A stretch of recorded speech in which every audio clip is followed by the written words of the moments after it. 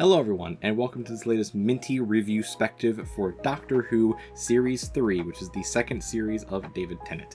And if you didn't watch the first episode in this series, the first video of this series, you can watch it right up here. It's where I basically do this review spective thing for Series 2, which was the first season series, whatever you want to call them, of David Tennant's Doctor, of the 10th Doctor.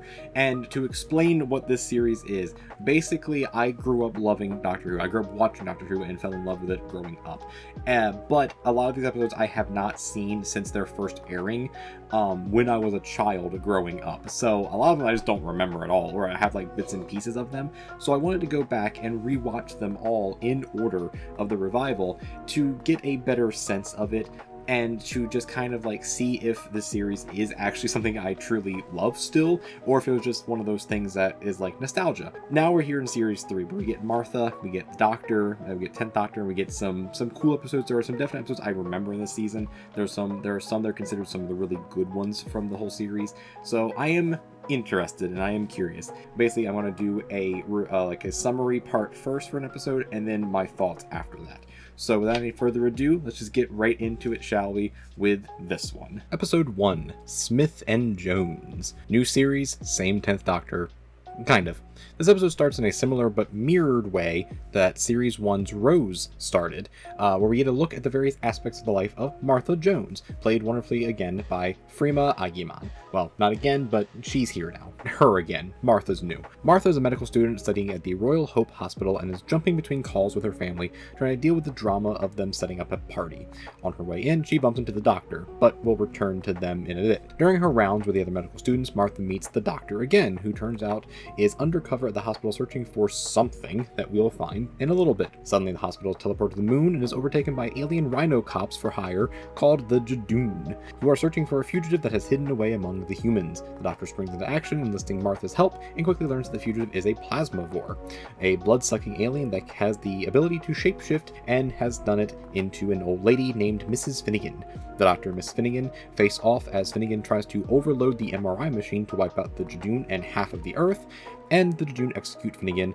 Martha revives the Doctor, and the hospital is brought back to Earth safely. The Doctor then thanks Martha by offering her a trip in the TARDIS. So, unlike the first episode of Series 2, this episode is actually pretty good in my opinion.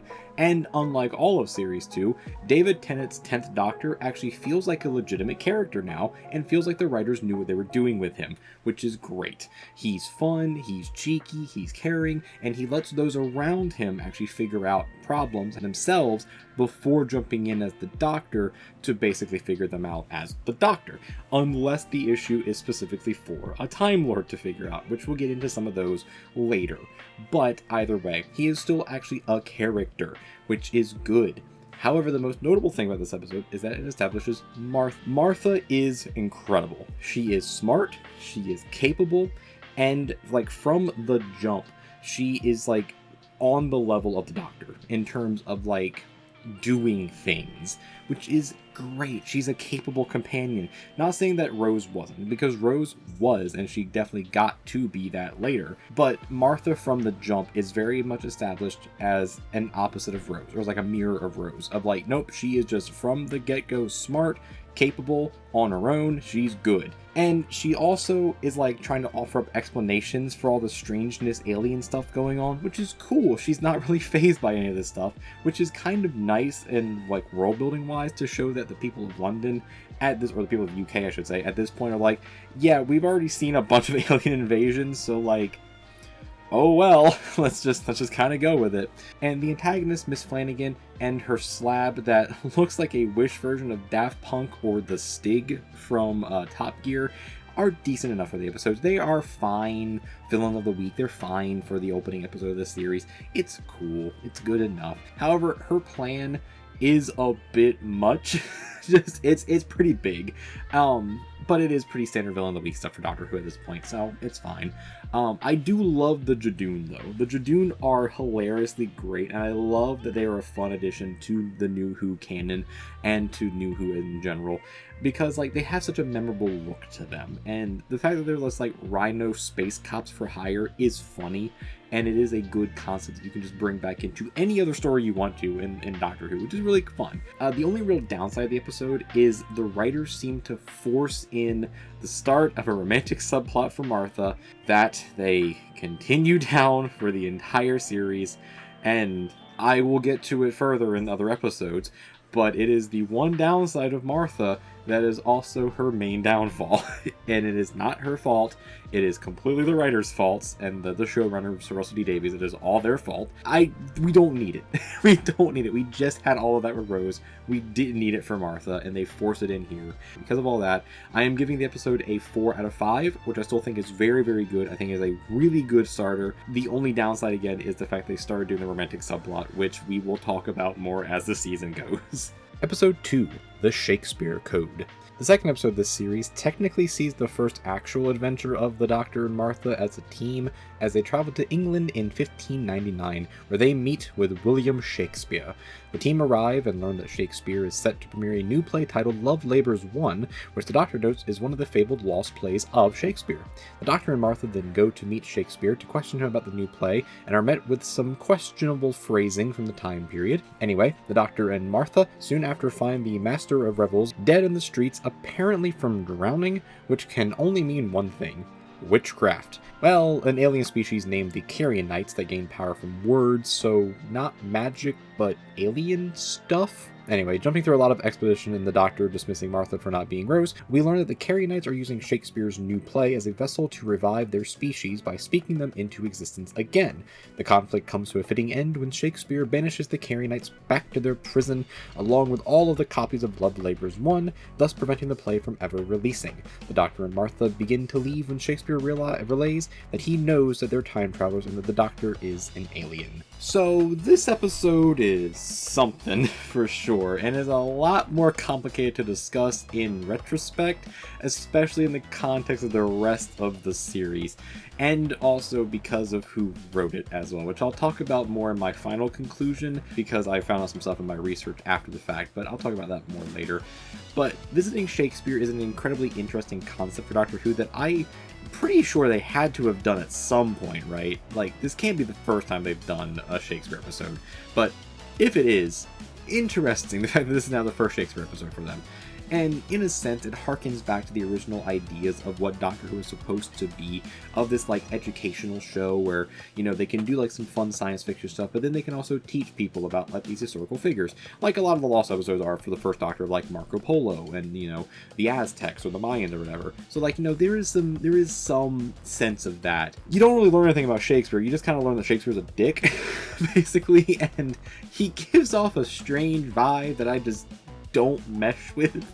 I don't know, it's probably from how absolutely horny he is for everyone on screen, which, hey, I am cool with that. I am cool with open characters. Like, I love Captain Jack, but man, there's just something about him, about Shakespeare himself, that I just don't vibe with. And he's especially horny for Martha, and whew, I'm getting the strangest vibe from that as well, because of the time period, that he's only after Martha because she's exotic for the time, because she's black. And I don't want to unpack that, because that's a lot of baggage that I am not the equipped person to talk about that with. But you get a lot of that from this episode, and from Shakespeare himself, and you keep getting that with Martha, unfortunately, through this entire series, and I'm going to keep bringing it up because it keeps happening, and I wish I didn't have to bring it up, but I do. It keeps happening. Also, this episode sees the start of the Doctor being really dismissive towards Martha, which is very bad. There's a scene specifically where Martha trying to like talk to the Doctor, and honestly, she's trying to smash, to be sort of honest, she's trying to smash, and the Doctor just keeps bringing up Rose, and it's like, bro, come on, read the room. I know you're like I know you're an alien that's like supposed to be asexual and stuff, but like, come on, man, come on. You can't be this oblivious to it. but he just keeps being lovesick for Rose, and it just gets annoying. It just gets so annoying, and it's really bad in this episode. Beyond that, the antagonists of the episode are also pretty forgettable, even though they're a pretty neat concept of like, oh, they're basically space witches that summon magic through words. That sounds really cool, but there's nothing really there that sticks with them. Like, I don't even remember their names, because like when I was watching, I don't remember them ever actually saying the characters' names. I know they did at some point because it's in like the write-ups and stuff, but like I don't remember what they're called. I remember like the names of the speeches called the Carrionites, but like the actual names of the characters, no idea. Could not tell you. They again felt like a villain of the week situation with a villain of the week plan, and it was just kind of there. It was just all there. And with all that being said, the episode isn't bad per se in terms of Doctor Who. It does have its good moments where like you do get a few times like the Doctor and Shakespeare talking, which is pretty fun and does feel like Doctor Who. And Martha has some great moments at the beginning talking about the inconsistencies and the fallacies and the plot holes of time travel, which is fun. It is fun that she is actually a smart enough character to point those out. But overall, this episode is only okay. And honestly, I'm gonna give it a 3 out of 5. With it more than likely going lower in the overall thought process. So maybe like a 2.5, but I already did the ratings here. So I'm leaving out a 3 right now, but it's probably lower than that, to be honest. Episode 3, Gridlock. The third episode of this series finds the Doctor and Martha returning to New Times 15, York, far in the future so that Martha can get the full time travel experience. Before visiting, though, Martha convinces the Doctor to tell her about his home planet, and we get some nice visuals and lore about Gallifrey for the first time in New Who, which is cool. However, once arriving to New York, Martha gets kidnapped and taken to the motorway and is promptly followed by the Doctor. While Martha wakes up with her kidnappers, a lovely couple named Milo and Shen, who only kidnapped her so they could use the fast lane, the Doctor hitches a ride with Thomas Kincaid Brannigan and his wife Valerie, who explain that the motorway is an immense, seemingly never-ending stretch of highway that offers passengers the chance to get out of the city if they can wait years to get to their destination. Also, Thomas Kincaid Brannigan is a cat person. He's really cool. The Doctor is appalled by this after his previous visit to New York, and then goes car hopping to find Martha before the car disappears like the many others that have taken the fast lane. Eventually, he learns that the motorway is a trap, and those that go to the fast lane are eaten by giant crab-like creatures that live down there called the Macra. The Doctor is then taken by Sister Haim to see the face of Bo and learns that the population has been wiped out by a viral drug called Bliss that eventually also killed itself. And the passengers on the motorway are the only survivors. Quickly, the Doctor and the face of Bo work together to open the motorway so that people can escape from the motorway and free Martha at the same time. Martha meets back up with the Doctor right before the face of Bo dies, giving the Doctor his final words of, "You are not alone." So this episode is excellent. Just simply excellent, and easily one of my favorites in the whole series of Series 3, because it's a simple premise about taking the daily routine of dealing with traffic, but giving it a sci-fi twist and executing that twist perfectly. It's one of those Doctor Who episodes that just like takes the mundane and just does something really fun with it and really interesting for an episode. The Doctor and Martha both get to shine as they're separated for pretty much the entire episode, and we get Martha showing her intelligence yet again, and also how she figured out how to like avoid the Macra even though she didn't even know what they were, which is great. We get the Doctor showing his willingness to try and save as many people as he possibly can no matter what. The supporting cast is also great and fairly memorable as well, especially Thomas Brannigan. The cat prosthetics of him just are beautiful and perfect, and it's one of those things I remembered the most about this episode going into it. But he's cheerful, he's helpful, he's great, and it stuck with me for a long time afterwards, to the point where I still remembered it going into this episode many years later, which is cool. And seeing the end of the face of Bo is a big deal for the Russell T Davies New Who era. It is kind of a big deal because the face of Bo has been this running character this whole time, and he is a really cool character. Like, the face of Bo is a very intriguing, very interesting character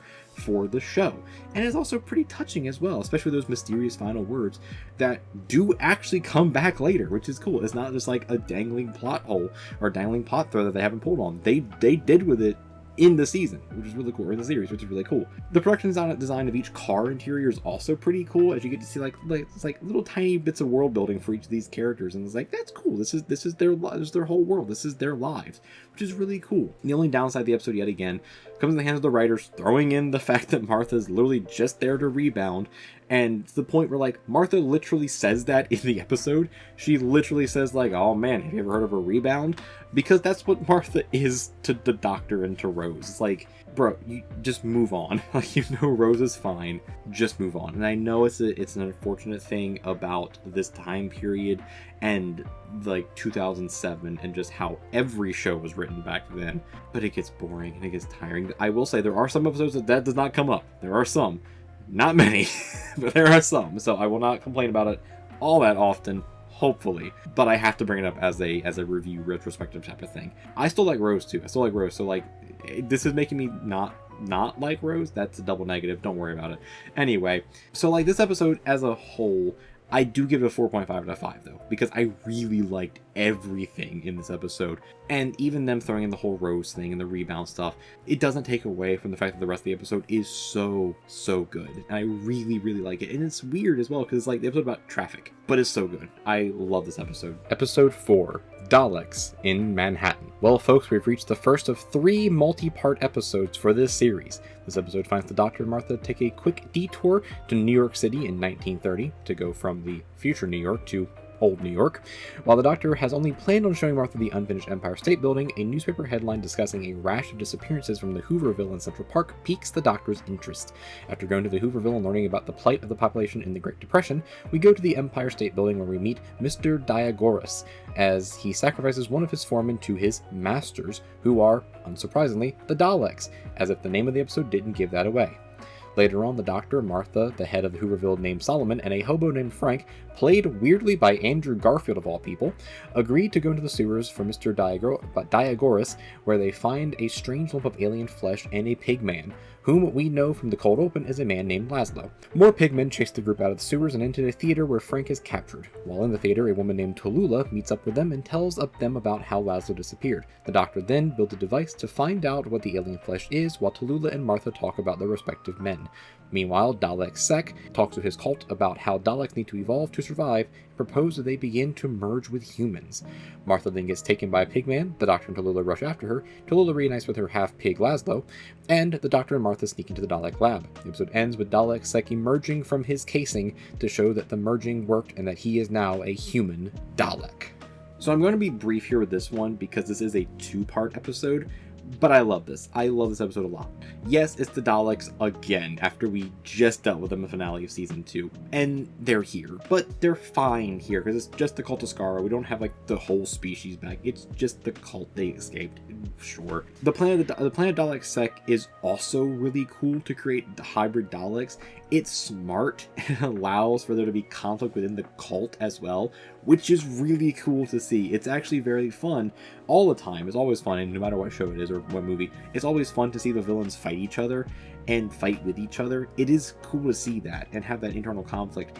They got that there. They got it here, especially with Daleks, because they love to fight things. So it's always fun to see that. The Doctor is also able to show off more of his helpful nature here by volunteering to help the people of Hooverville and trying to keep Tallulah away from the danger of it all, because he's like, I don't want you to be part of this because you have enough stuff to worry about. You're just a bystander to this. I don't want you to get hurt, which is good. It's a really good thing for the Doctor. Also, Tallulah is great. I love everything about Tallulah.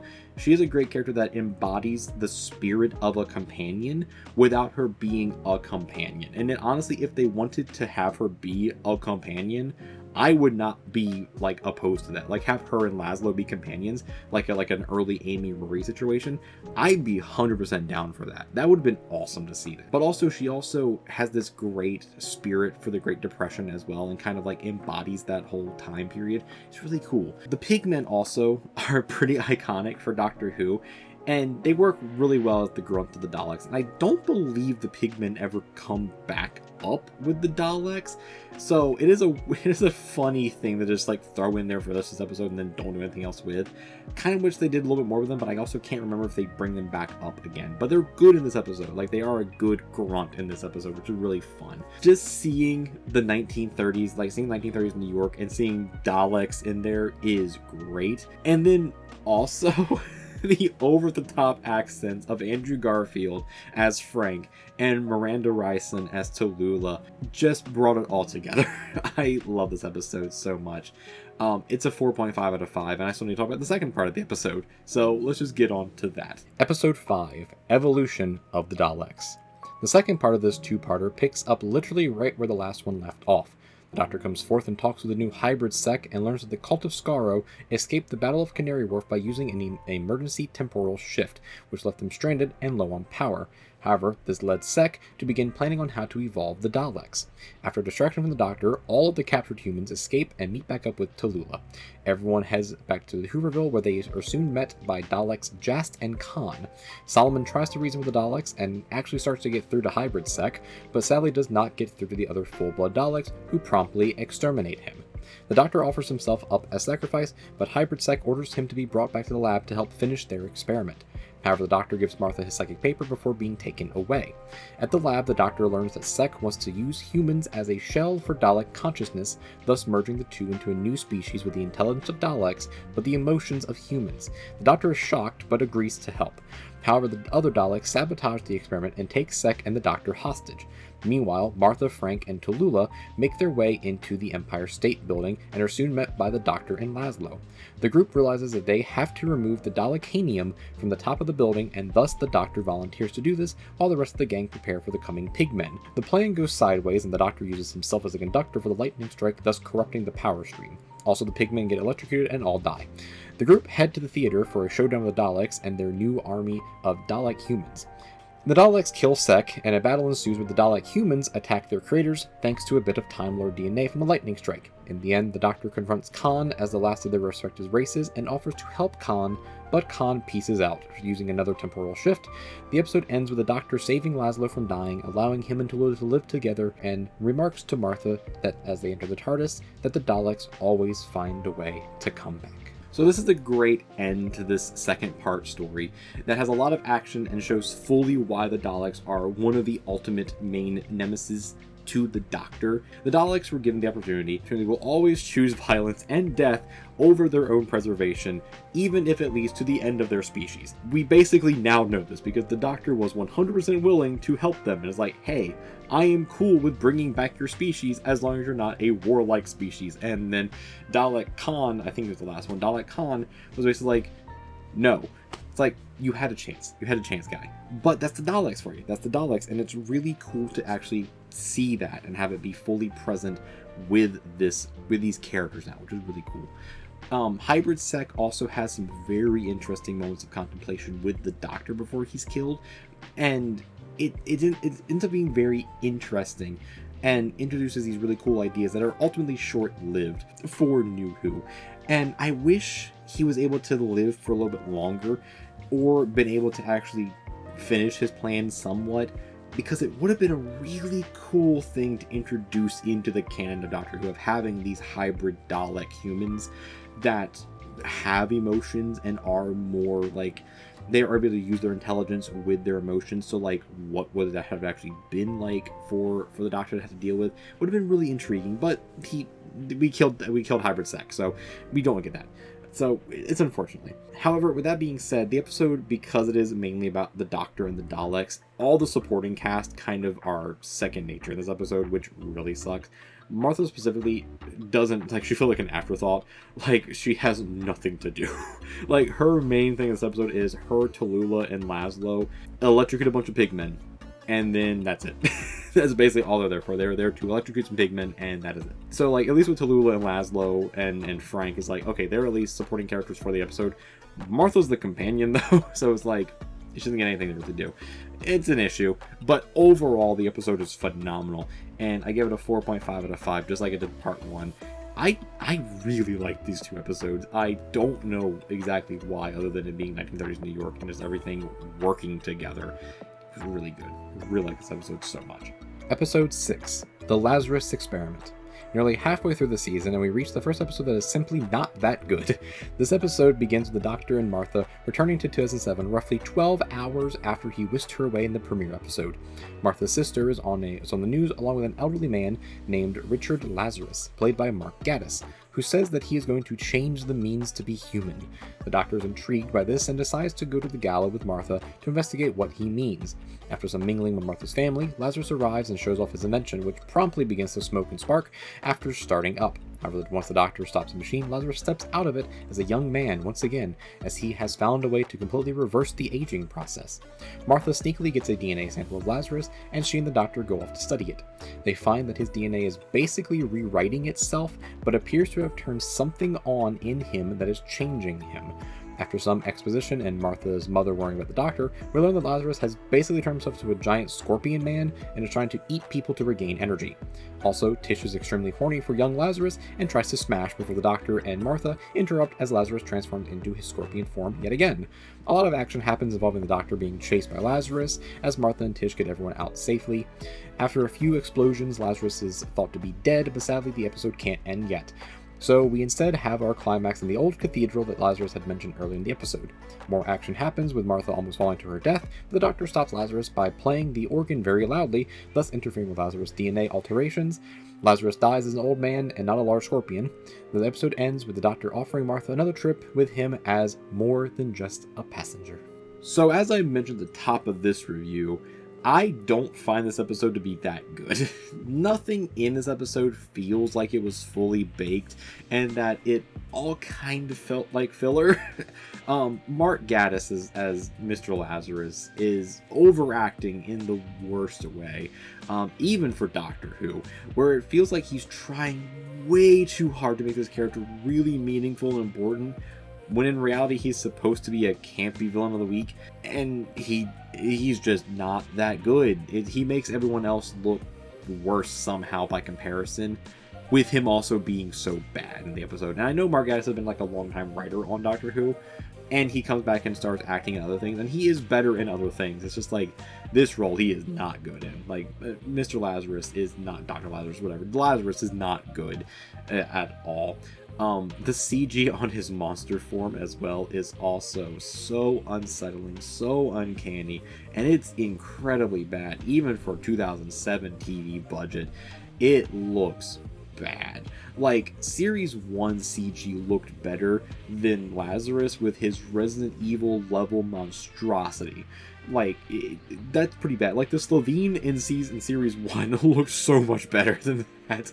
Granted, they were only on screen for like 5 seconds, but still, that was a lot better. The pacing of the episode also felt incredibly bad, where the first act happened at a breakneck pace, the second act drags on far too long, and the third act has a false ending 10 minutes before the actual ending of the episode. So it makes for a really uneven watching experience, and even worse, a really boring one as well. The Doctor does some doctor-y things in the episode, but they aren't really exciting. Martha gets a pretty decent companion moment here and there, but doesn't really get to do much else, besides other than just be bait and then almost die at the end for some reason.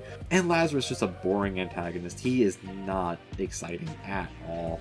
There really isn't much to say this episode other than the continued through line of Mr. Saxon throughout, which will bring him back up later because he comes back up in the finale. Nothing in this episode really feels important or meaningful. I want to be generous and give this episode 2 out of 5, but honestly, it's a 1 out of 5 episode. Like, this episode is not good.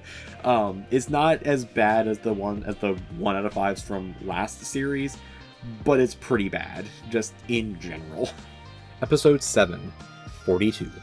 The 7th episode of Series 3 technically marks the first adventure of Martha as the Doctor's actual companion, since up until now the trips were just a thanks for the events of the first episode. Anyway, that's just a technicality. The Doctor and Martha respond to a distress call of the SS Pentalion as they learn that the ship is on a crash course with a local star and they only have 42 minutes to figure out how to stop the ship. Hey, that's where the name of the episode comes from. 42. The Doctor and the crew soon realize that the machinery to start the engines has been destroyed, and that the ship was using an illegal energy scoop system for fuel. Martha is sent with one of the crew members to open a series of password-locked doors in order to get to the control room, while the Doctor and the rest of the crew figure out how to fix the ship. However, things can't ever be that easy, since one of the crew, the captain's husband actually, appears to have been infected by something and basically becomes a walking star as he goes about trying to incinerate the rest of the crew, saying, "Burn with me," each time. The Doctor tells the captain that her husband is too far gone, while another crew member gets infected. After a chase, Martha and Riley, her crew buddy, get trapped in an escape capsule and sadly get jettisoned from the ship. But don't worry, the Doctor saves them and also gets infected after realizing that the sun is alive. Martha takes the Doctor to the med bay and begins the process of freezing the sun parasite from him, thus saving him. Soon after, the crew jettison the fuel, and the captain admits that she is to blame for the whole situation, and then releases herself and her husband out of the airlock into the sun. As the rest of the fuel is released back into the sun, the ship restarts using its auxiliary power, and safely flies out of the pull of the sun. The Doctor tells the crew to tell the truth to the authorities, and then begins to leave with Martha. Finally, he gives Martha the key to the TARDIS, and we learn that Martha's mom was recording their calls and giving them to Mr. Saxon, whoever that might be. So this episode is another complicated episode, but not at all for the same reasons as the Shakespeare Code was. So while I enjoyed this episode a pretty decent amount while I was watching it, I honestly could not remember much about it as I continued the rest of the series.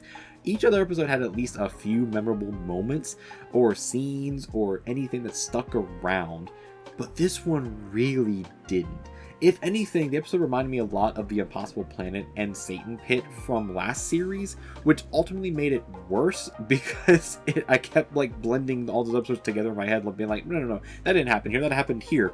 And it's weird. That's of course not saying that it was a bad episode by any means. I really like this episode. It's just really forgettable. The acting was all really good throughout, and the overall tense feeling of the episode having this time limit of they need to fix this ship before it crashes into the sun is cool. It is really exciting to watch, and the pacing is actually pretty decent compared to the last episode, so that's good. Also, there's something about New Who in tight spaceships that I seem to like for some reason. But originally, I gave this episode a 4 out of 5, but I have dropped it down to a 3.5 due to the lack of any memorable moments. But it is still a good episode. I just cannot remember anything really about the episode until I was doing this script. So, 3.5 out of 5. But it is good, though. Episode 8, Human Nature. Episode 8, a controversial episode, or episodes, I guess, given that it's a two-parter, finds the Doctor and Martha living apparently normal human lives in 1913 at a boys' boarding school. The Doctor somehow turned himself into a human school teacher named John Smith, and Martha is a maid. Oh boy, this is going to be one of those episodes, isn't it? Anyway, the Doctor is a human now and seemingly has no memory of being the Doctor, but there is a pocket watch that apparently is important. Honestly, not a lot happens for a while and can basically be summed up with the boys at the school are dicks, the Doctor starts to fall for Nurse Joan Redfern, and Martha's subjected to the time period racism. Later on, something exciting happens when one of the boys, Jeremy Baines, is abducted by aliens known as the Family, and begins to hunt for the Doctor. Baines, played by Harry Lloyd, is hella creepy now, and has this perpetual half-smile and thousand-yard stare that is so perfectly unsettling. The next morning, Martha goes to the TARDIS, and we are greeted by a nice flashback explaining what's happening. The Doctor used a device called the Chameleon Arc to turn himself into a human to escape the pursuit of the Family, and put his Time Lord essence into the pocket watch, instructing Martha to not open the watch unless it was absolutely necessary, or until the Family had died off in a few weeks.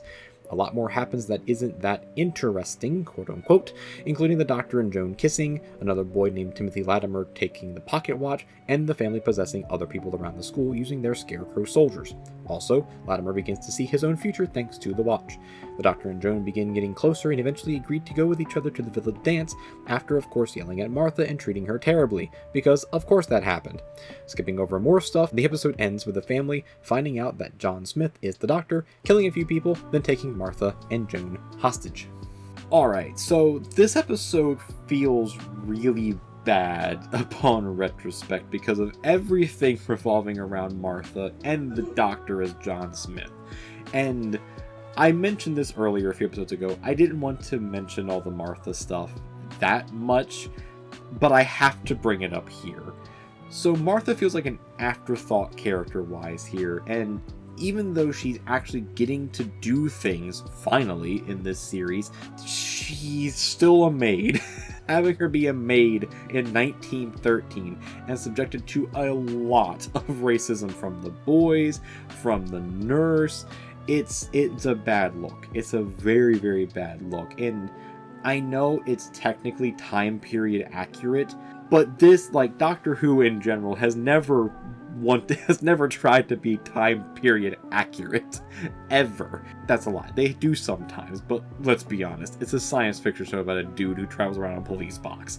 I don't think they're going for accuracy here with any of this stuff. It just feels bad. It just leaves a bad taste in your mouth and just feels bad. Also, Martha being jealous of the Doctor for falling in love with the nurse, who is also just kind of a bad character as well, just feels bad for Martha as a character, and it feels like the writers are just like bullshitting this character, and it feels terrible because, like, you set up this character in episode 1 who was going to be really strong-willed, who was like really smart, really intelligent, really awesome, and now she's just like a lovesick puppy, and it's like, what are you doing? What are you doing? It's so bad. What happened to episode 1, Martha? And it's because the show's from 2007. That's why. The show's from 2007, and every show back then had to be like this for some unknown reason. The Doctor's also kind of a dick in this episode as John Smith, and it's weird. Like, it's really, really weird how they do the Doctor as a human, because, like, this concept was supposed to be done, if I'm not correct, this concept was supposed to be done back with the 7th Doctor, back with McCoy, and they didn't do it, but they wrote a book for it, and the book was good because it's a completely different scenario, and obviously Martha's not part of it because it was a different companion back then. Or actually, it was a completely different companion. It wasn't even an ace as well. It was just a completely different companion.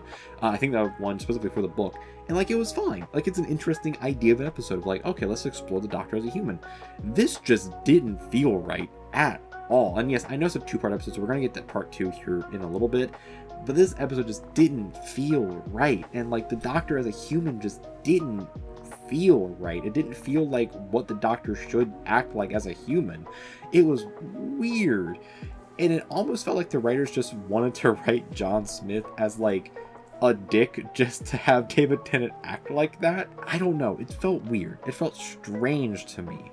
But either way, the main redeeming part of this episode, and the 2-parter in general, but I'll get to the second part in a little bit, the main redeeming part is honestly the family and their scarecrow soldiers. That's a tongue twister right there. Holy crap, the family are creepy, and the scarecrow grunts are awesome. Such a memorable, like, villain antagonist for this series. It's great. Also, Harry Lloyd as Baines is amazing, simply because of that, like, frozen, creepy ass facial expression he has the entire time. He is creepy as hell, and he kills it. Also, I like Martha's friend Jenny. She's cool. I wish she did a little more stuff before she became part of the family, but whatever. She was fun. She was a fun addition for when she was there. But in the end, I'm begrudgingly giving this episode a 3 out of 5 because of the good stuff that I just mentioned. But man, the bad stuff in this episode is very bad, and is even worse on retrospect. But the good stuff in it, I really, really like. Episode 9, The Family of Blood.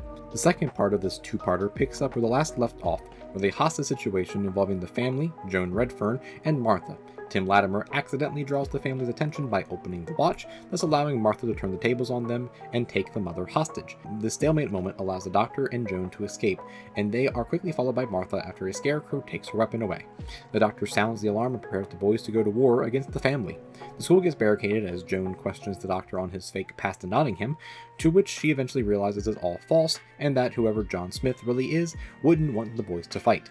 Some action happens, and a bit of a Scooby-Doo style chase for Latimer takes place as well. A really melodramatic scene happens in which John Smith doesn't want to turn back into the Doctor, since it would end his life and thus he wouldn't be able to be with Joan any longer. But the Doctor wins out in the end, and he comes back in order to fight the family. In the end, the Doctor punishes each member of the family by cursing each of them to live forever in their own torturous ways, including imprisoning the father in unbreakable chains, sending the mother into the event horizon of a collapsing galaxy, trapping the sister in every mirror in existence somehow, and suspending the son in time and dressing him up like a scarecrow. Joan blames the Doctor for all the deaths and for breaking her heart, and then the Doctor and Martha leave after a makeup hug. The episode ends with an old Timothy Latimer, who survived on the Western Front in World War I, silently acknowledging the Doctor and Martha from a distance during an Armistice Day celebration. So, all of the issues I had with Part 1 do still carry over and are technically present in this episode, but at least this episode they move pretty quickly through it, and there's a lot of action that is dealt with. The pacing of this episode is like very quick because of all the action, which is good. The family are still threatening antagonists in the end, and they do pose a decent threat to the story thanks to the Doctor depowering himself. So, like, if the Doctor was just powered the whole time, this wouldn't be a two-parter. This wouldn't be an episode. But because of the whole conflict of like, oh, he needed to depower himself, then we get an episode. So they are threatening because of that. Martha is forced to resolve the entire conflict between the two sides of the Doctor by leaning into the love story. And I hate that. I hate that so much. It's so bad. Especially since at the beginning of this episode, Martha is an absolute badass. Like, she took the family hostage and basically used that time to rescue the Doctor and everyone else. She is a badass in this episode until they revert back to the love story thing. It's like, why are you doing this? Why are you doing this? It's so bad. Also, Joan blaming the Doctor for everything felt like such a downer ending for their relationship, even though I didn't like their relationship either, but like, it felt like it was really forced. Also, like, Joan wasn't wrong either. She's not really wrong, but you don't have to mention it. You don't have to bring it up. So like, Joan's just a bad character. I don't like Joan as a character at all. But even then, I don't think she should have been that much of a dick to the Doctor, especially since it was the human side of him that was like, whatever. But like, a story about the Doctor being a human should be much more interesting than this, and it just wasn't. It fell into far too many tropes most of the time. This two-parter also did not age well at all for the reasons mentioned in this episode and the previous one as well, except for the action and Harry Lloyd, just straight up. He carried this thing. But this episode also gets a 3 out of 5 begrudgingly because of the good things, and the bad things just did not age well. Episode 10, Blink. Okay folks, buckle up because we've got an all-timer on our hands here. Episode 10 starts off with the young Sally Sparrow breaking into an old house to take pictures. As she explores, she uncovers a message written out to her instructing her to beware the weeping angels and to duck from an incoming rock. Weeping Angel is seen out the window, and the message ends with love from the Doctor, 1969. Returning to her friend Kathy's home, Sally sees that all the TVs are turned on and watching a recording of the Doctor instructing to not blink. The next day, Kathy and Sally return to the old house to investigate further and notices that the angel from the previous night is closer to the house. A mysterious man appears at the house to give Sally a letter from Catherine Wainwright, who is actually her friend Kathy, who was sent back in time by the angel. Sally angrily leaves the man, but first grabs a key that another angel was holding before leaving the house. Later on, Sally meets with Kathy's brother Larry at a DVD store and relays Kathy's last message to him, but ends up seeing the Doctor on the TV again, and he appears to be talking back to her. Larry jokes about DVD Easter eggs and eventually goes to the police to seek help. Once there, she meets with a man named Billy Shipton, who immediately starts to flirt with her. After showing her a blue police box that was stuck in storage, Sally leaves and Billy is touched by an angel and sent back to 1969 to meet with the Doctor and Martha. They explain how the angels work and give Billy a message to give to Sally, although it will take a while. Later on, Sally meets an old and dying Billy in the hospital, and he tells her he lived a full life and put the Easter eggs on the DVDs as a way to send the message to her. At the behest of the Doctor, after Billy passes, Sally and Larry get a DVD of the full message and head to the old house to listen to the full Easter egg. As they listen, Larry writes a transcript of the conversation as Sally and the Doctor talk to each other across time, it seems. The Doctor tells Sally what the Angels are, and that they want the TARDIS, and that since she has the key, she's the only one that can stop them. The two run from the Angels as they go into the cellar to find the TARDIS, and quickly try to get into it before the Angels can get them. As the TARDIS fades from around them, the Angels are left in a circle staring at each other, locked in their stone form forever now. A year later, Sally and Larry own the DVD store, but Sally is still confused as to how the Doctor got the transcript of the conversation and other unanswered questions. Just then, the Doctor and Martha get out of a cab in front of the store with bows and arrows. The Doctor doesn't recognize Sally, but she quickly understands that it's a paradox and that she's the one who gives the Doctor the resources to help her in her past, which is technically his future. The episode ends with a bit of a spooky note as a montage of statues goes by with a narration of the Doctor saying that the Angels could be anywhere, so you can't blink.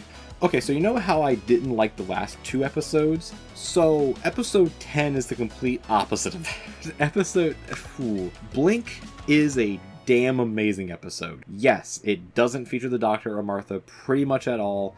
And the reason why is because they were doing a thing that they did back in that time where they filmed 2 episodes at once, basically, to try and cut down production time.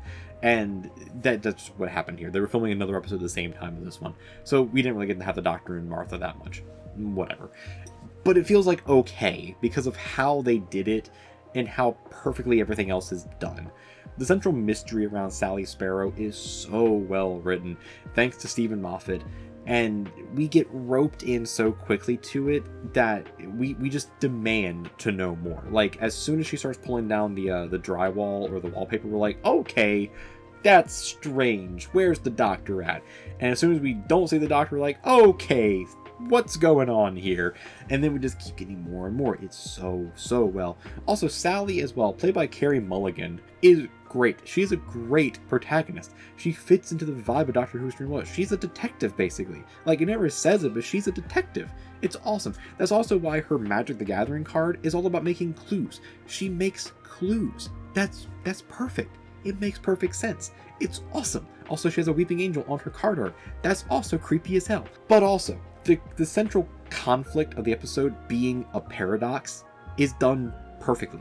It's done actually perfectly, which is something that later episodes sadly don't do as well, especially with the Weeping Angels, especially with Amy and Rory. Very sad for them, but I am very excited to get to their season eventually, but that's coming. That is coming. But like this initial outing for the Weeping Angels is great. Like, holy shit, did they make an instant impression for Doctor Who.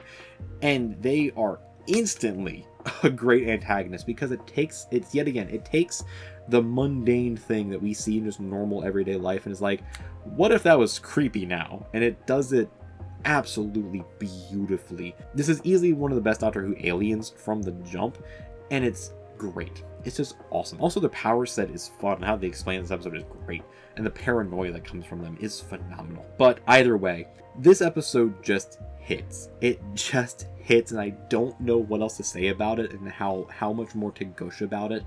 It's a perfect 5 out of 5 for me. Can there be some slightly better things in this episode? Yeah, probably. But man, is this episode still so good, and it holds up so well. Like, so well. What an outstanding episode for this series. Episode 11, Utopia. It's the beginning of the end as we get to the first of the 3-part finale of this series. This episode sees the Doctor, Martha, and a returning Captain Jack Harkness get flung 100 trillion years into the future to the end of the universe, or at least this episode's take on the end of the universe. The desolate planet that they arrive on is populated by the last remaining humans in the universe, and a species of Mad Max meets Cats people referred to as Future Kind. Within the human stronghold, a human named Professor Yana is working on how to power a massive rocket to get the humans to Utopia, where they can all live in peace. After running from the Future Kind, the gang arrive at the human stronghold and meet Yana and his assistant, Chanto. After some introductions, the Doctor begins to help Yana finish the rocket. After some exposition and character beats between the cast, the Doctor is able to help finish the rocket with the help of his sonic screwdriver. The humans board as they prepare to go to Utopia. One of the Future Kinds found a way in and begins to sabotage the launch. Quickly, Jack and the Doctor race to fix the launching system, and the Doctor explains that Jack is a fixed point in time thanks to Rose and her powers from the end of Season 1. Meanwhile, Yana begins to change as the sound of drums in his head get more pronounced and he begins to hear talking, eventually leading to him taking out a pocket watch that was similar to the one the Doctor had in Human Nature. Martha realizes that Yana is an acronym for the face of Bo's final words of "You are not alone," putting the pieces together to realize that Yana is a Time Lord, and as Yana opens the watch, thus regaining his powers and memories of him being the Master. Now with the Master back, all hell breaks loose as he opens the front gate for the Future Kind and attempts to kill Chantho. As the gang return to the lab, Chantho shoots the Master, thus triggering his regeneration. However, the Master locks himself in the TARDIS and completes his regeneration into the wonderful John Sim. In the end, the Master taunts the Doctor and uses the TARDIS to escape, but the Doctor locks the coordinates so that he can only go back to 2007. The episode ends with the gang holding back the Future Kind as the Master escapes. Oh boy, the Master is back. The Master makes his triumphant debut, I guess, in New Who. This episode is pretty great, and before the reveal of Yana as the Master, it's pretty great. Everything with the humans trying to reach Utopia feels standard for Doctor Who, all things considered, but it feels good. It feels fine. It feels like a normal Doctor Who episode. The Doctor gets to be smart as well as he helps Yana because he has someone on his same intelligence level, and he's like, yeah, I can bounce off this guy. This guy's cool. Of course, it's because he's talking to the Masters. That's why. But we don't know that in the episode until it gets revealed. Martha shows some great compassion for the other humans, and she has a nice fun heart-to-heart with Chantho, even though the heart-to-heart is about how their respective men keep ignoring them.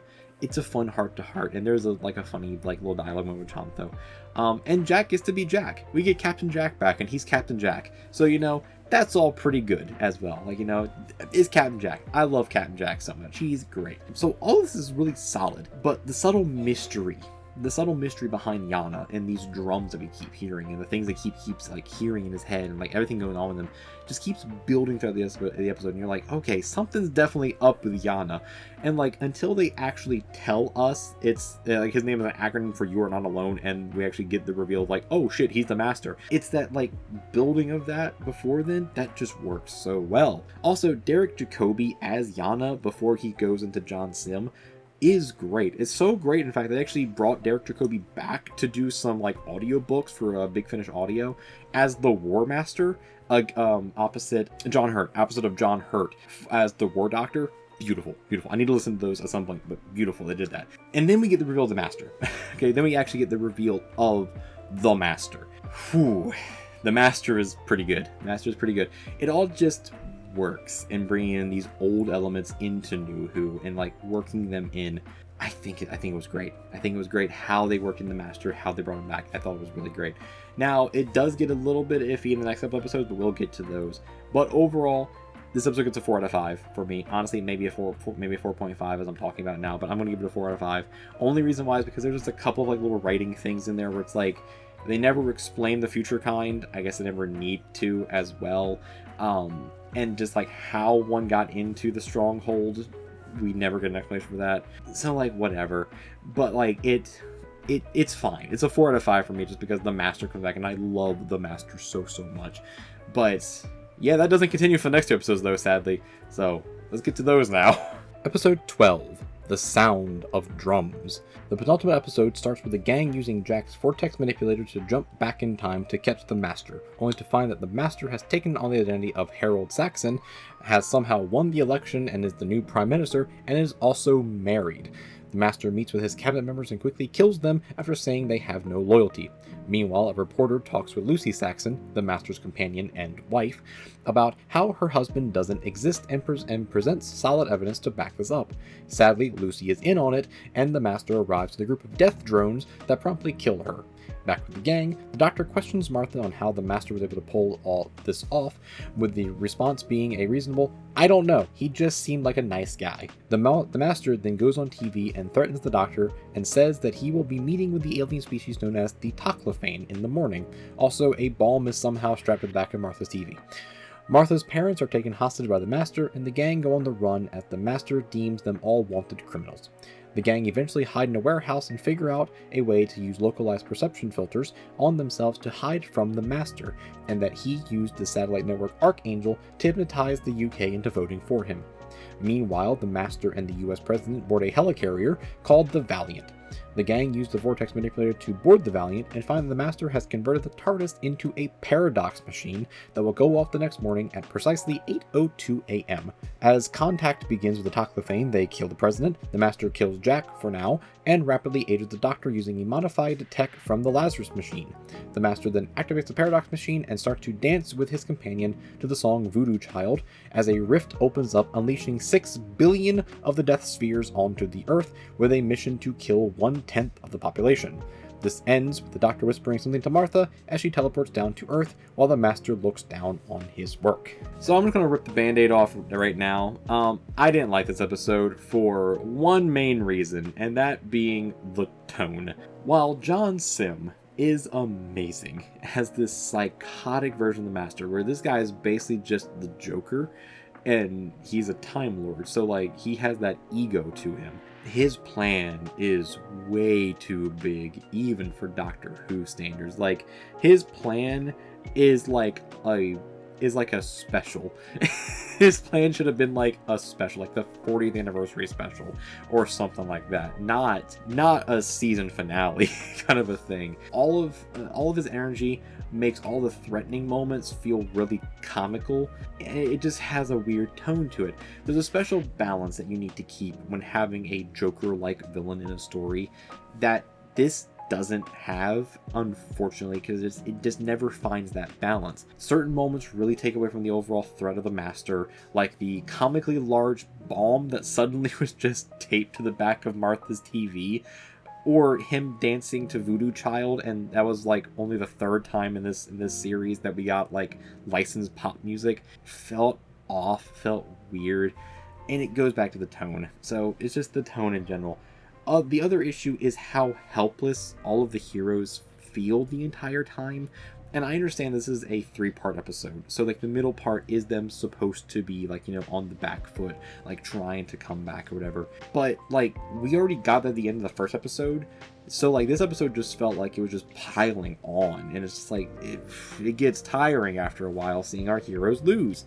And like it's fine to have the heroes lose, it is 100% fine, but like the way they were losing here just didn't feel good, and it just didn't feel rewarding to watch either. Also, the Master rapidly aging the Doctor felt like a really weird way of dealing with his nemesis. Could have done other things for him, could have just trapped him in like a stasis field or something. Any number of science fiction things they could have done, but I guess they use it as a way to call back to the Lazarus experiment. But why do you want to call back to that episode in particular when it's easily the worst one of the whole series? So I don't know why they did that, but ultimately for me this penultimate, it falls flat and it fails for me. But John Sim is still great as the Master. I know he comes back later, I believe he comes back in the next season to deal with Donna, and he's a lot better next season if I remember correctly. But you know, everyone did good for what they had. It's just this episode is not that good for me, so he gets a 2 out of 5, unfortunately. Episode 13, The Last of the Time Lords. The finale opens up a year after the events of the penultimate. The world is basically in ruin as the remaining humans hide away from the Deathbots. The Master has enacted himself as the ruler of Earth and is converting as many resources as he can to build warships to take on the universe. And Martha has been on a mission to collect a Time Lord killing MacGuffin that will hopefully end all of this. On the Valiant, the Master taunts the Doctor, but the Doctor gives a signal to Tish, who relays it to Jack about their plan. At 3 p.m, Jack and Martha's family start a rebellion on the Valiant, but sadly the Master saw this all coming and stops them. The Master then broadcasts him aging the Doctor again, this time by 1,000 years, turning him into a terribly CG golem-looking creature in a tiny pinstripe suit, to Martha as a threat, but she is unfazed. Martha and the rebels learn of how to disable the Toclafane, and then learn that they are actually the remains of the humans from Utopia, which turned out to be a trap. The Master explains that the Toclafane are able to exist due to the paradox machine, and says that this is his right as a Time Lord to change the fate of the universe however he pleases. Meanwhile, Martha and her rebel friend Tom, played by the amazing Tom Ellis, travel to London to meet with more refugees. There, Martha tells the story of the Doctor and gives them instructions for later. Martha then willingly gets taken by the Master, and the Master kills Tom. The Master takes Martha back to the Valiant, where he will execute her in front of the Doctor and her family as his fleet of warships is launched. However, as the clock counts down, Martha and the Doctor reveal their grand plan to have Martha tell the whole world to think of the Doctor at the same time, thus using a hacked version of the Archangel network to turn the Doctor into a Super Saiyan and allow him to beat the Master by hugging him and saying that he forgives him. Because Doctor Who. Jack and the soldiers then destroy the Paradox Machine, thus causing all of time to revert back to just after the Master killed the President, thus rendering everything that happened at the end of the last episode up until now completely meaningless, since it never happened. The Doctor vows to watch over the Master since he is the only other Time Lord alive, but Lucy instead shoots the Master thus allowing the Master to end up winning by causing the Doctor to yet again be the last of the Time Lords. After cremating the Master, the Doctor meets up with Jack and Martha in Cardiff to say goodbye to Jack, as he goes and continues the Torchwood spin-off series, but not before dropping the fact that he was once called the Face of Bo when he joined the Time Agency. Finally, with the TARDIS repaired, the Doctor is ready to move on, but Martha decides to stay behind and finally finish living her life. She gives the Doctor her phone and says that if she calls, he'd better be there, then leaves. As the episode ends, a female hand picks up the Master's signet ring, and the Titanic crashes into the TARDIS, setting up for the Christmas special. So, similar to the penultimate, I didn't like the finale either, for pretty much the exact same reasons as the previous episode that I mentioned. The tone feels so off compared to how it should be with the dire stakes of the conflict going on and of the plan of the Master. The eventual resolution of the conflict also feels way too far-fetched given everything, where it's like, okay, cool, the Doctor just becomes Super Saiyan and just becomes Dr. Manhattan, I guess, for briefly, and then just rewrites time, so sure, whatever. But I guess when you have such a far-fetched villain plan, you gotta have such a far-fetched, like, hero plan to counter it, I guess. I don't know, but it felt weird to look at. It felt way too big. Also, the eventual setup of whoever took the Master's ring is cool, and I know back then we were all thinking it was the Ronnie. I didn't, because I was a child. I didn't know any of this, but I know Doctor Who fans were thinking it's the Ronnie. We still haven't got her yet. We still have not got her yet. But hey, they might be paying it off finally with Ncuti Gatwa, the 15th Doctor. They might be doing that. Probably not, though, but they did literally the exact same thing at the end of the final 60th anniversary special. So we might be getting the Ronnie. Maybe. I don't know. However, the positives of this episode fall solely on Martha. She is finally allowed to do something. She is finally allowed to do something, and she is a badass. Now, yes, most of the time she is just walking by herself or walking with rebel people, but she has that badass energy to her, and the fact that there's like an entire story about her just like roaming the earth, telling the story, trying to find MacGuffin pieces that don't matter. They're just a bullshit thing anyway. They're just a MacGuffin. But like that idea though, is just like, damn, Martha did this all herself. Good job, Martha. She is doing it. She is killing it out here. Good job. And I know there's like also a book as well about Martha. I don't think is that good, but I remember seeing somewhere in my research that there is a book detailing what Martha's doing during this time, and it's cool the fact they actually mentioned it, they actually brought it up, so that's cool. But also, good job Martha at the end here for actually just basically breaking up with the Doctor. Like, great for you. She is one of the few companions that actually is like, you know what, I don't want to deal with this bullshit. I don't want to deal with you being dismissive of me. I don't want to deal with you like being a lovesick puppy for Rose. I need to get out. I need to get on with my life. I need to get out of here. I need to do my own things. Good on you, Martha. I'm so glad. I'm so glad you got out of that. I'm so glad for you. And I know she comes back later. I wish she did more later, but we'll get to her. We get to her return when we get to Donna's season. And I hope they bring her back in the new series. I really do. I hope they bring her back as part of UNIT, possibly, because it seems like all the former companions join UNIT and now in the new series. So, like, I hope she gets to come back with Ncuti, and I hope they actually do her some justice, because she is such a great companion that was, like, just wasted this whole season, which I'll get to in the conclusion in total. But either way, pretty solid, and also pretty fun setup for the Christmas special, which we will now get to next. But everything else, it was a 2 out of 5, just like the penultimate, and it only is a 2 out of 5 because I am giving that all strictly to Martha, and then the ending of the episode, and that is it. But yeah, so that's the finale. Episode 14, Voyage of the Damned. The final episode of this season, according to HBO Max, where I am watching these, is the Christmas special. This special starts with the TARDIS crashing into the Titanic, or the Titanic crashing into the TARDIS, whatever you want to say, but not the Earth Titanic, a space cruise named after the Earth Titanic. The Doctor fixes up the TARDIS and parks it in the storage room, then goes out onto the ship proper to investigate. He soon meets the waitress Astrid Peth, and they quickly hit it off. Welcome to the Companion Club, Astrid. Meanwhile, the captain of the ship asks for the rest of his crew to leave for the holiday, and all do, except for a young midshipman named Alonzo Frame, who stays behind. A little while later, the Doctor meets Morven and Foon Van Hoff, two people that won tickets on board the ship through a contest.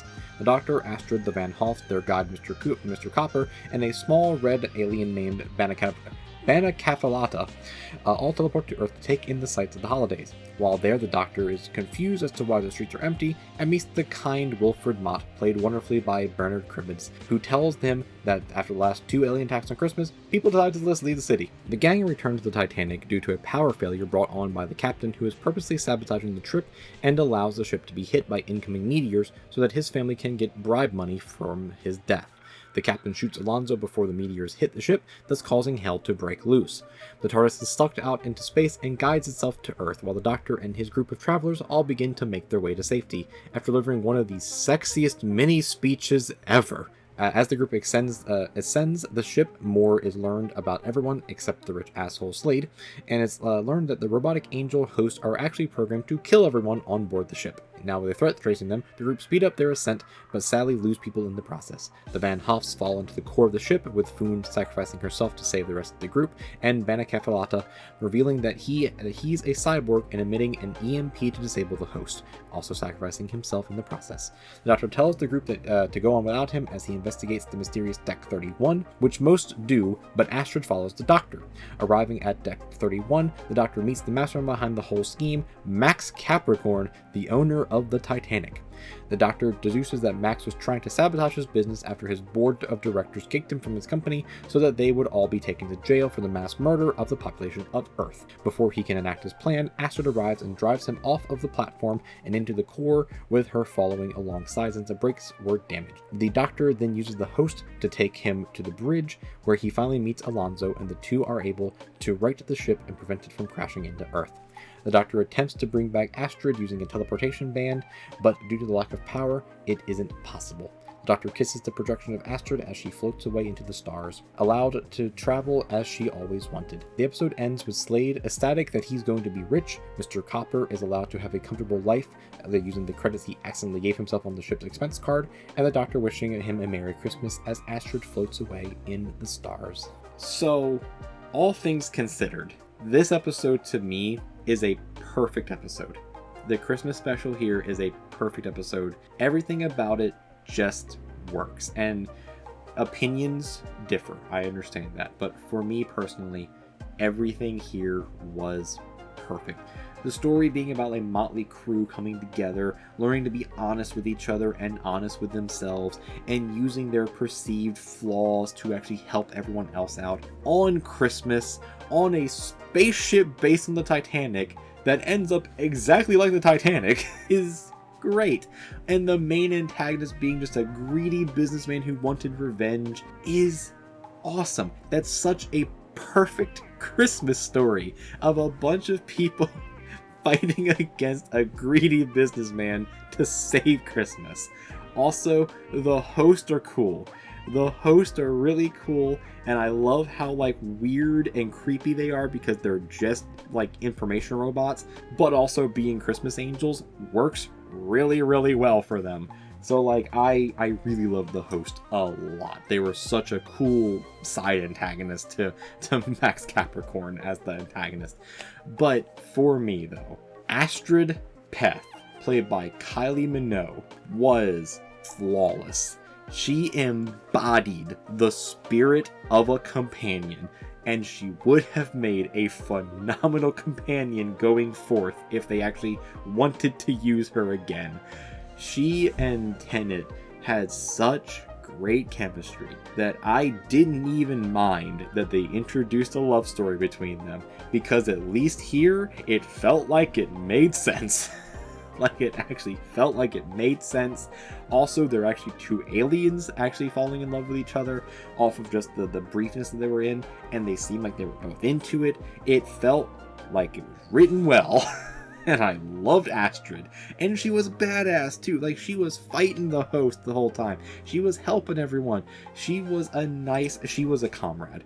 She was Comrade Astrid. I am saying that right now. And also her magic card's really cool too. She has a good magic card too.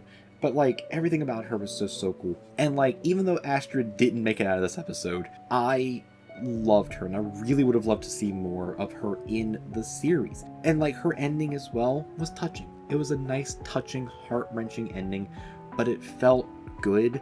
It felt like a nice, peaceful ending because she got to live her dream. She got to like go off and explore as Stardust. You couldn't ask for more. And technically speaking, they can just bring her back if they want to, because weird science fiction bullshit. And clearly Kylie Minogue loved this role. She keeps referencing it and other things she does. So like, if they wanted to bring her back, it would be great. It would be very, very great. The only real negative for this episode, and I really don't even care to be honest, is Slade. He's just a complete dick.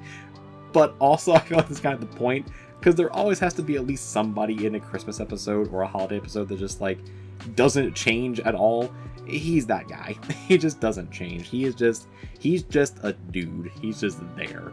But either way, he's the only negative I have for the episode. But beyond that, like I said, everything else in this episode was perfection. And it is an easy 5 out of 5. And it is the best Christmas special that they had done of the 3 Christmas specials. Ironically, all 3 of them with David Tennant. That is a funny thing as well.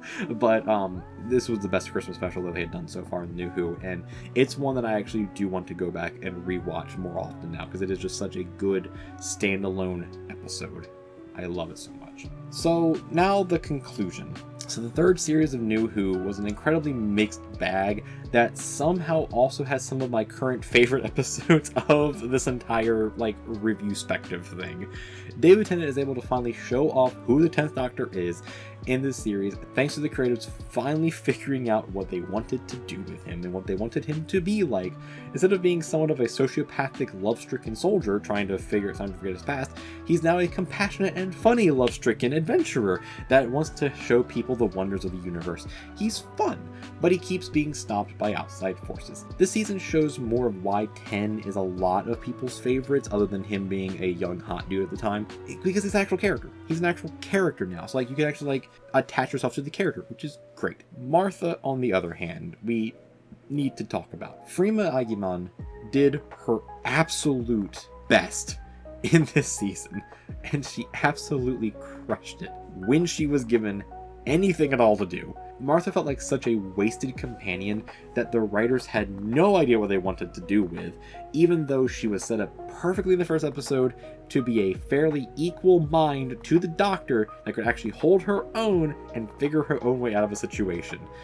But no, she gets relegated to being the Doctor's rebound girl as he still mourns the loss of Rose. Martha gets stuck with a horrible writing trope of being the hopeless romantic that's in love with someone that doesn't realize she's there. Yes, I'm reading directly off the script here, just let me do this.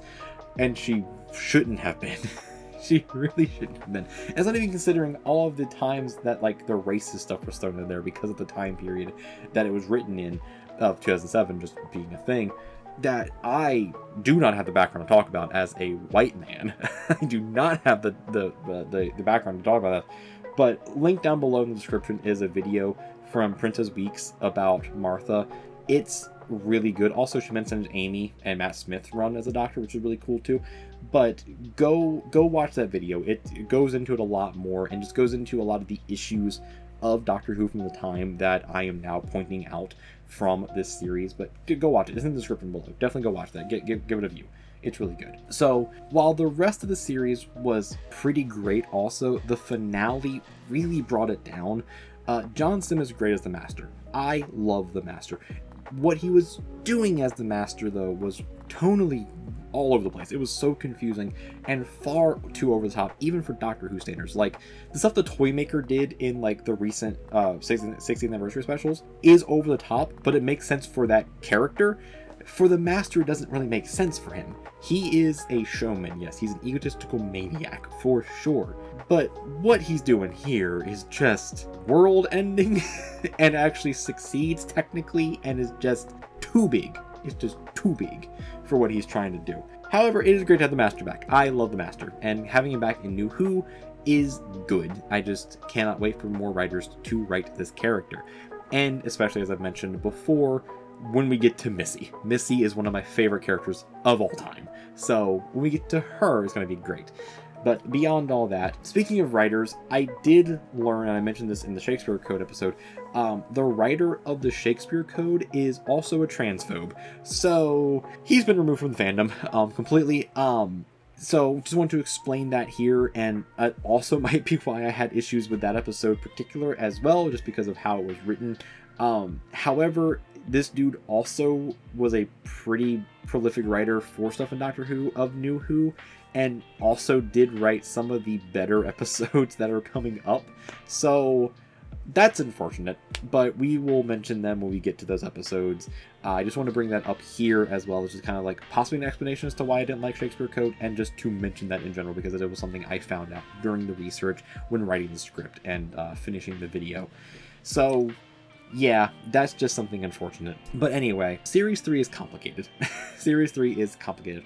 On one hand, we have some of my favorite episodes of this all so far, with Gridlock, Daleks in Manhattan, Evolution of Daleks, Blink, and Voyage of the Damned. Those 5 are some of my favorites now of just the whole thing. But then you have other episodes that are very bad, like the Shakespeare Code, the Lazarus Experiment, Human Nature, and the last 2 parts of the finale. So you have those 5 that are just bad. So after averaging the scores of the episodes and doing a little bit of rounding here, I ended up with an average series score of 3.5 out of 5, which is surprisingly the same score that Series 2 got, which I find to be quite interesting. It's just slightly above average. So I will keep an eye on that as I keep doing these review spectives things, just to see if that's a pattern that comes up.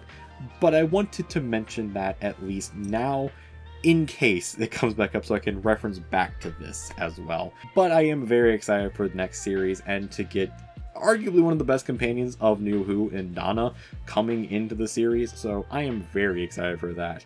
But either way, that was this review spective of Series 3 of Doctor Who, and also me being able to rant about how much they needed to do her justice. they do something with Martha.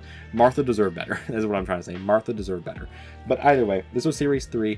Let me know down in the comments below, what are your thoughts about Series 3 of Doctor Who? Did you watch it growing up? Did you watch it when it was airing? Have you gone back and rewatched it now? What are your thoughts now about Series 3 of Doctor Who? And specifically, what are your thoughts about Martha as well, now that a lot of time has passed? What do you think about Martha? Honestly, for me, she's one of my favorite companions now of New Who. Like, seeing her struggle, seeing her struggle as a companion, but seeing how much potential was there, makes me really like her as a companion, because like there was a lot of stuff there that I wish they had done with her. But beyond all that, let me know that down in the comments below. What did you think about everything here? And what do you think about this video as well? What do you think about this whole format, these review spectives that I am going to be doing for this show? And if you like this video as well, leave a like. It helps out, and it makes it easier to find in the algorithm, so more people can find the video as well and find the channel. And if you are new to the channel from this video as well, and you want to see more, go ahead and subscribe as well. I have an entire reaction series to Series 1, 9th Doctor of Doctor Who, and I have my other review spective video as well, along with a bunch of other reaction videos that I do, and a few video essays as well. So if you want to subscribe, go ahead and press that little subscribe button down below. Helps out as we are on our pathway to 1,000 subscribers. And until next time, if you want to see more from the channel and you're interested, right over here's going to be a playlist for the rest of my Doctor Who stuff. Go ahead and watch all that too. And over here's going to be a video that YouTube recommends for you as well. And until next time, just stay Doctor Whoing, everyone, and I'll see you in the next one. Until then, peace, everyone. Peace.